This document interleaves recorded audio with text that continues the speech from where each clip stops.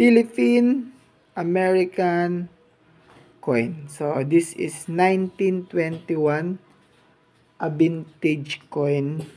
One of the rarest coin na iingatan natin dito sa Philippines. Yan.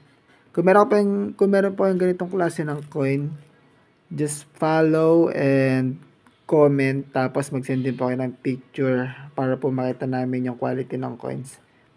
Yan. Ang presyo po nito ay 40,000 pesos. Kung meron po kayong ganitong klase ng coin.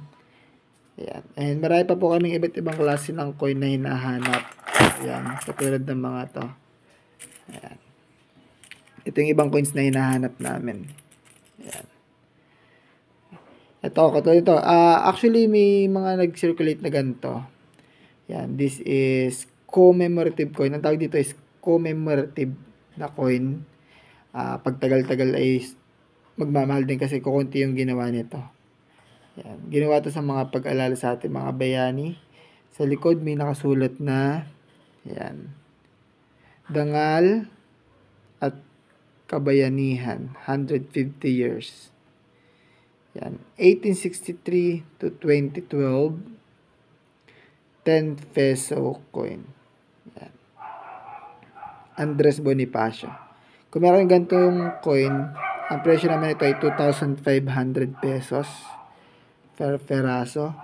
And nabili rin ako ng mga iba't ibang klase ng coin katulad nito. Yan. Queen Elizabeth. And ayan. Ito medyo mahal itong mga ganitong klase ng coin. Yan. 1976. Nabili rin ako ng 1 peso. Ayan. Yung 1 peso ni Jose Rizal.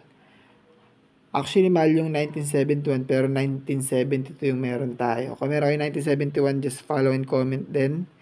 And sa 1972 naman, 2,500 din per peraso yung halaga nito. Ayan. And ito. Sasama ko na rin tong Republika ng Pilipinas. 5 peso. Siyempre, ang bagong lipunan 1975, Pangulong Ferdinand Marcos. So, this is Marcos coin. Yan. Ang presyo po nito ay umabot na po ng mga 7,000 to 8,000 pesos per peraso. So, kung meron kayong ganitong klase ng coin, just follow and comment and wait for our reply. Isa-isahin po namin kayo. And marami pa tayong ilulook forward ng mga coins.